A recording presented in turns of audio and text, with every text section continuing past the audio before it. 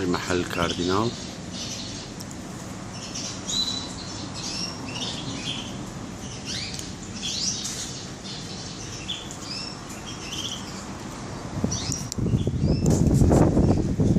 هاي خليط خاص للجولدن فينش أو عائلة الفينش. هاي بذور مستنبتة. هاي 3 أنواع جريد. هاي خليط خاص للسيسكن. هاي خليط خاص للطيور البرية خاصة الحسون. هاي حبة عباد الشمس. هاي الروسك. هاي خليط الكناري. بذور نيجر مستنبت متقابل المستنبت طازج. هاي الشوفان. هاي بذور الشوك طازج أيضا تستنبت خلال 3 أيام. وهاي مستلزمات جديدة بيها شيء.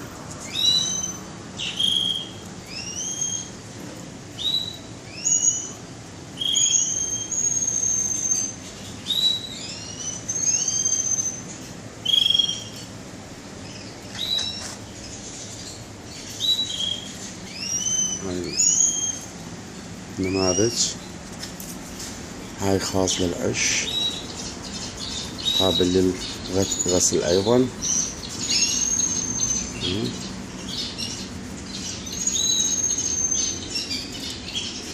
هذا أيضا للعش.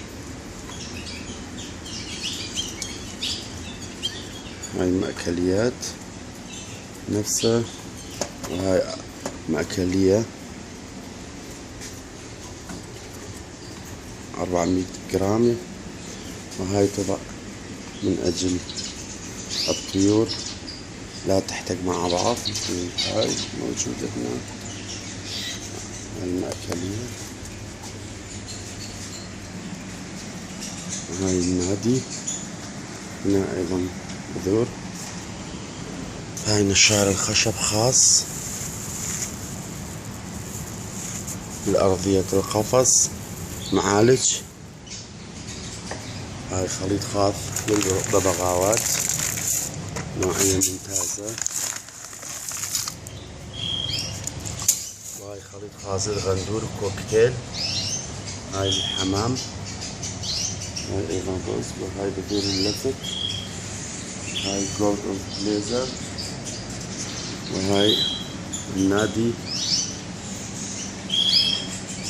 بعد ما مخلص طبعا.